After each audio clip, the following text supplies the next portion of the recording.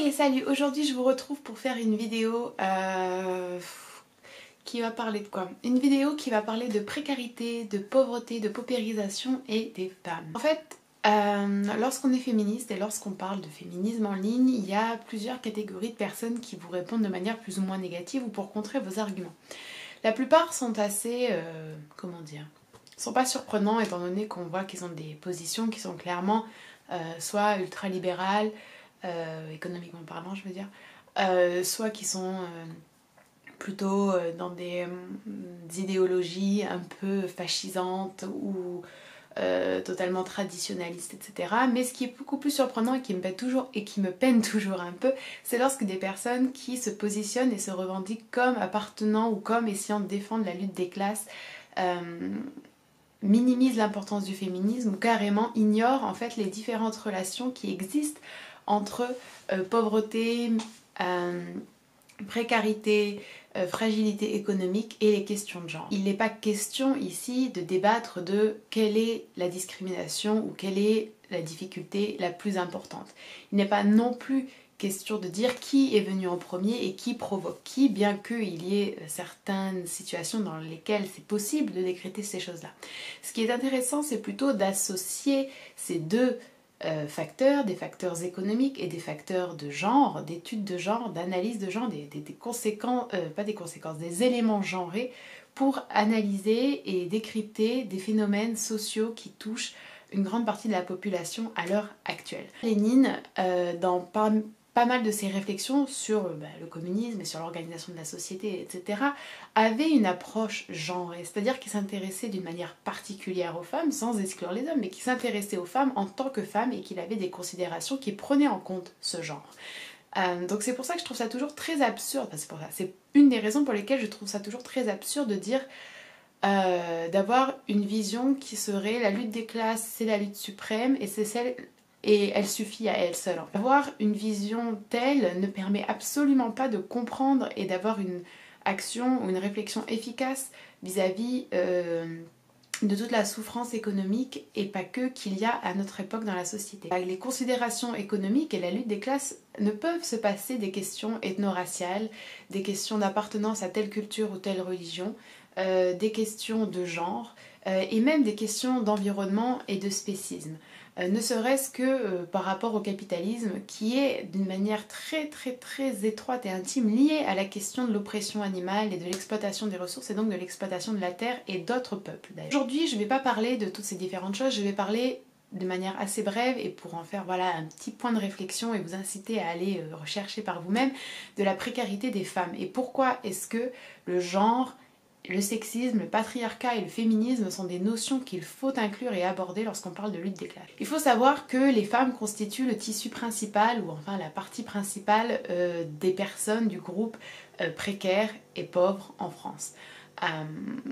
Les femmes, bien qu'elles aient de plus en plus de place dans le monde du travail, elles constituent à l'heure actuelle presque la moitié de la main d'œuvre sur le marché du travail à l'heure actuelle, elles sont pourtant pas représentées de manière proportionnelle après dans les différentes catégories de l'emploi. Par exemple, on compte environ 60, c'était en 2015, on comptait 77% de femmes salariées contre 16% de femmes chefs d'entreprise. Quand on pense qu'elles font la moitié des travailleurs, il y a quand même une disproportion énorme. Si on parle très simplement, ce qui vient en général le plus souvent à l'esprit, c'est la différence des salaires et l'écart de salaire. Même si ça a été prouvé et analysé par des tas d'organismes très différents et indépendants, c'est toujours décrié et nié par certaines personnes, ce qui est quand même assez aberrant. À poste égal, les femmes ne gagnent pas toujours la même chose, loin de là, et cet écart est d'autant plus grand qu'en réalité les femmes constituent quasiment 80% des emplois à temps partiel. Donc c'est pas par choix la plupart du temps, c'est tout simplement pour des tas de raisons qui pourraient être des raisons de pur sexisme, qui pourraient être des raisons familiales, et j'y viendrai un peu plus tard, des raisons d'horaire, des raisons de santé, etc. Donc un emploi à temps partiel, c'est évidemment un emploi qui ne rapporte pas beaucoup. Et là encore, on remarque que les femmes sont surreprésentées en fait dans les emplois à faible salaire, également dans des emplois qui sont déconsidérés la plupart du temps, dans des emplois qui sont parfois très épuisantes, qui ont des horaires très difficiles et qui mettent gravement en danger leur santé.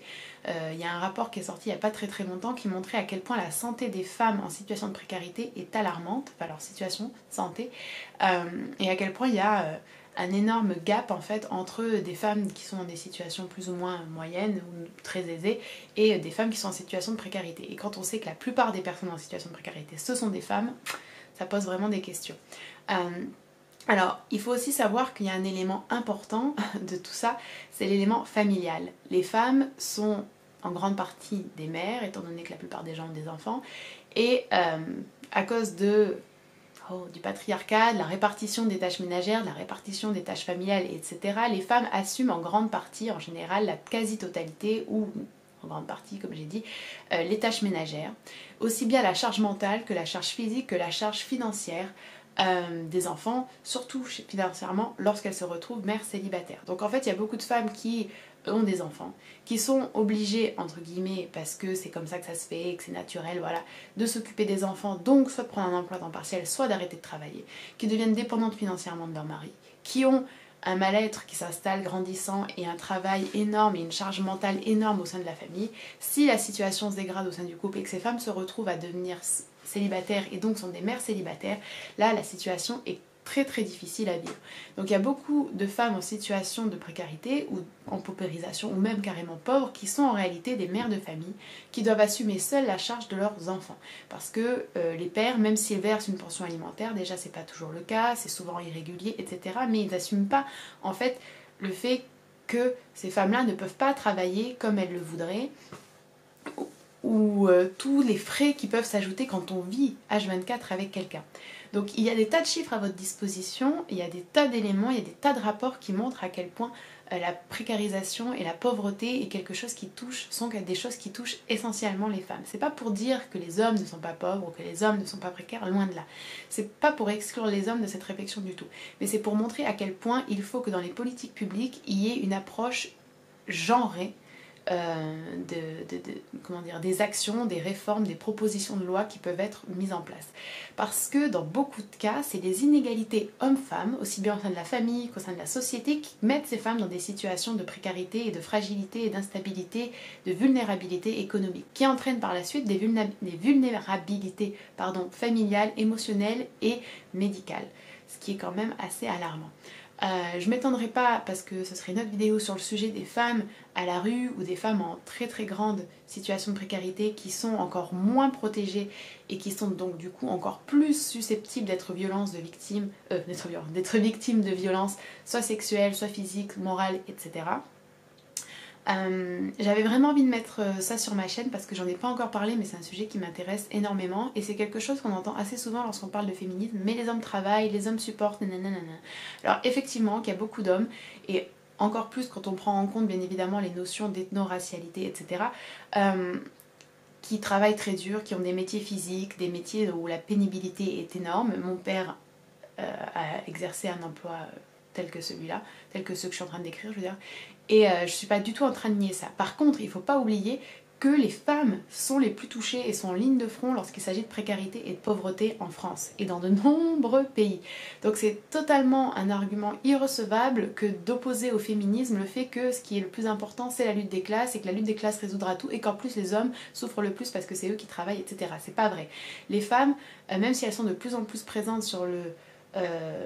déjà les femmes sont de plus en plus présentes sur le marché du travail, mais même si on pourrait considérer que c'est une évolution positive, en réalité on voit que c'est une évolution qui est très plurielle et majoritairement quand même, en tout cas qui sur les points négatifs est très alarmante. Par exemple on voit que les emplois non qualifiés pour des femmes ont augmenté de 10% depuis les années 90. Donc les femmes sont de plus en plus présentes sur le marché du travail, mais elles occupent des postes de plus en plus difficiles, de moins en moins qualifiés, de moins en moins payés, avec des horaires de moins en moins conséquents, ou en tout cas qui leur permettent de mener de front une vie de famille, etc.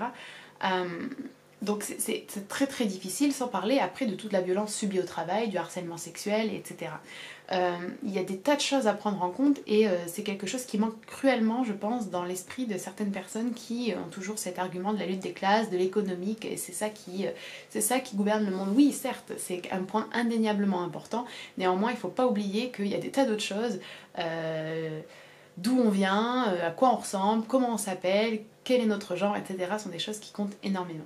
Voilà, j'espère que cette vidéo vous aura intéressé. Je vous incite fortement à vous renseigner sur ces sujets qui sont extrêmement importants. C'est toujours bien d'avoir une approche intersectionnelle. Et je vous dis à la prochaine. Bye bye!